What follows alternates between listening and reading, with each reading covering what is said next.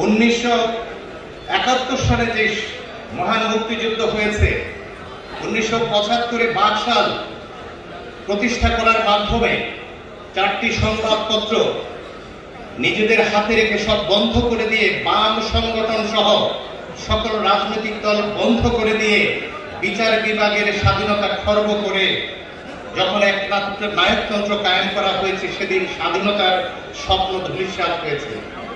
7ই নভেম্বরে সেই চেতনা নিয়ে শহীদ প্রেসিডেন্ট জিয়াউর রহমান এসেছিল, যেমন এসেছিল ঘোষণার মাধ্যমে যখন কেউ ছিল না, যেমন ভূমিকা রেখেছিল 4 এপ্রিল তেলিয়াপাড়া দিবস, যেখানে প্রবাসী সরকার গঠন করার এই রাজনৈতিক দায়িত্ব নিয়েছিল সৈনিক জিয়া। তা না হলে একটা বিচ্ছিন্নতাবাদী আন্দোলন থাকতো।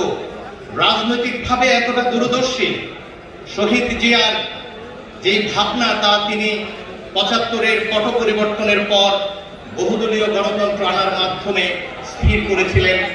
মহান মুক্তিযুদ্ধের যে স্বপ্ন ধূলিসাৎ হয়েছিল, সেটা ঘোষণার পর পুনর্বার রাজনৈতিকভাবে পুনর্জন্ম দিয়েছেন। আমাকে বলা হয়েছে 3 মিনিটের বেশি বলা যাবে না, আমি বলতে চাই না, কিন্তু আমি 3-4টি কথা না বলে তো এখানে যেতে চাই না।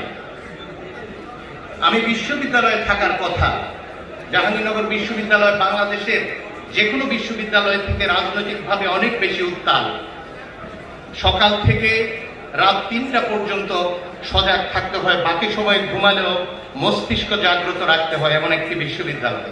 সেই জায়গা থেকে এসেছি এই জন্য, 24-এর যে গণ অভ্যুত্থান হয়েছে, এই গণ অভ্যুত্থান হচ্ছে শহীদ জিয়াউর রহমান যে বহুদলীয় গণতন্ত্র এনেছিল, তা আবার শেষ হয়ে গেছে, বিদায় হয়ে গিয়েছে। আপনারা সবাই আন্দোলন করেছেন, সংগ্রাম করেছেন।